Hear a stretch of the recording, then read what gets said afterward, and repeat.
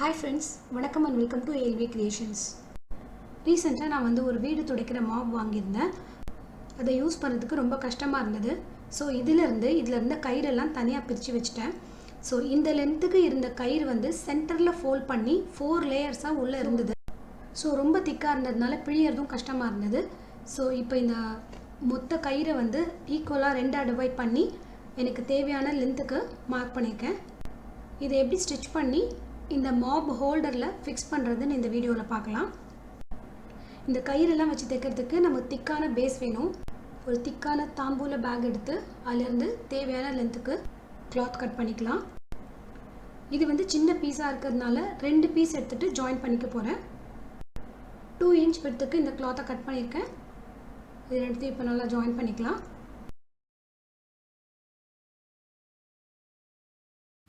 So இந்த திக்கான கயிறை தைக்கிறதுக்கு அதுக்கேற்ற மாதிரி நல்ல திக்கான ஊசி 16 சைஸ் ஊசி எடுத்துக்கிறேன். 16 or 18 சைஸ் கூட எடுத்துக்கலாம். ஸோ இந்த ஊசி எடுத்துகிட்டு இந்த ஊசி மாற்றிக்கலாம். ஒரு பக்கத்தில் ஸ்டார்ட் பண்ணி 2 இன்ச் விட்டுட்டு இந்த மாபோட லென்த் மார்க் பண்ணிக்கலாம்.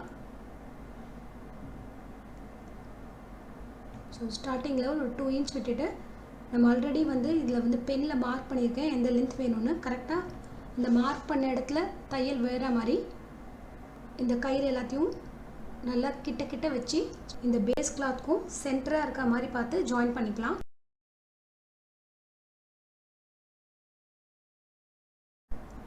ஒரு பக்கத்துக்கு தைச்சாச்சு. இது மேலேயே 2-3 தையல் நல்லா ஸ்ட்ராங்காக போட்டுக்கலாம்.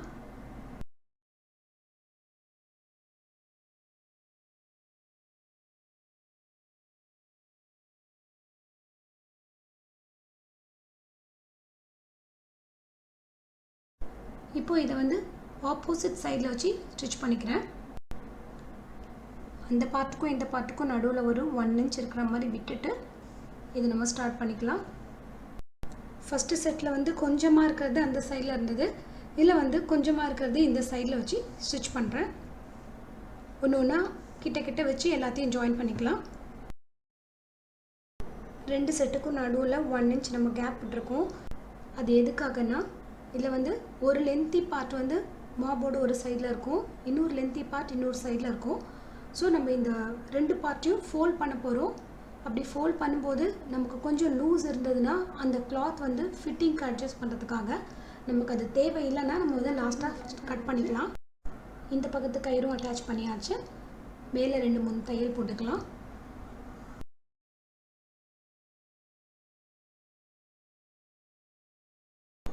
இந்த மாதிரி மாடலில் வர எல்லா மாப் ஹோல்டரையுமே இந்த மாதிரி நம்ம ஓப்பன் பண்ணிக்க முடியும்.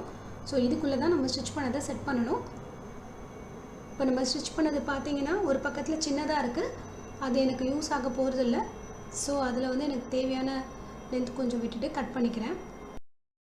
ஸோ ஜென்ரலாகவே இந்த மாதிரி ஹோல்டரில் வர இந்த கயிறோ அந்த கிளாத்தோ பழசாயிடுச்சுன்னா இந்த ஹோல்டரை ஓப்பன் பண்ணி இந்த பார்ட்டை மட்டும் தூக்கி போட்டுட்டு நம்ம கயிறோ இல்லை கிளாத்தோ வச்சு கூட நம்ம இதை ரெடி பண்ணிக்கலாம். ஸோ தட் கொஞ்சமாக துடைக்கிறதுக்கு, தண்ணி சிந்துருச்சுன்னா துடைக்கிறதுக்கு அதை நம்ம யூஸ் பண்ணிக்கலாம். இப்போ நான் ஒரு புது மாப்பை தான் கம்ப்ளீட்டாக மாற்றிட்டுருக்கேன் என்னோடய கன்வீனியன்ட்டுக்காக. ஸோ இப்போது தேவையான அளவுக்கு கட் பண்ணிட்டேன். இப்போ நம்ம இதை அப்படியே டேரெக்டாக செட் பண்ணால் விழுந்துக்கிட்டே இருக்கும். அதனால் இதை சென்டரில் ஃபோல்ட் பண்ணி நல்ல திக்கான கயிறை வச்சு ஸ்டிச் பண்ணிக்கிறேன்.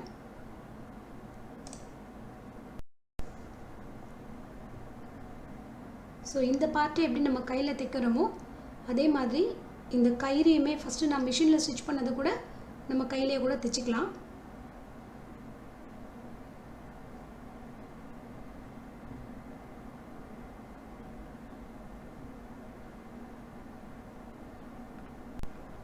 இப்போ ரெடி பண்ணதை இதுக்குள்ளே வச்சு நம்ம லாக் பண்ணலாம். இப்போ இதில் பார்த்தீங்கன்னா சென்டரில் மட்டும்தான் அந்த கிளாத் தைச்சிருக்க இடத்துல மட்டும்தான் 4 லேயர்ஸ் இருக்குது.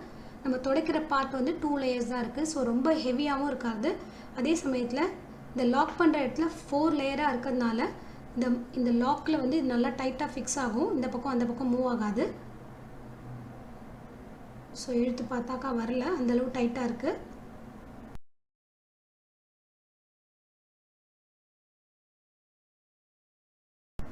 இப்போ இதோட லென்த் ரொம்ப அதிகமாக இருக்குது. ஸோ அகைன் எனக்கு தேவையான அளவுக்கு ஷார்ட் பண்ணிக்கிறேன். நம்ம தைக்கும்போது கொஞ்சம் அன்ஈக்குவலாக ஆகலாம், அதனால தான் இருக்கிற லென்த் அப்படியே வச்சு தைச்சிட்டு ஸ்டிச் பண்ணதுக்கப்புறம் நம்ம ஈக்குவலாக கட் பண்ணிக்கிறோம். இப்போ ரொம்ப கன்வீனியண்ட்டான வெயிட்லெஸ் மாபை ரெடி பண்ணியாச்சு. ஸோ பிடிக்கிறதுக்கும் ஈஸியாக இருக்கும். அண்ட் இந்த இடத்துல மேலே பார்த்தீங்கன்னா நல்லா திக்காக இருக்குது.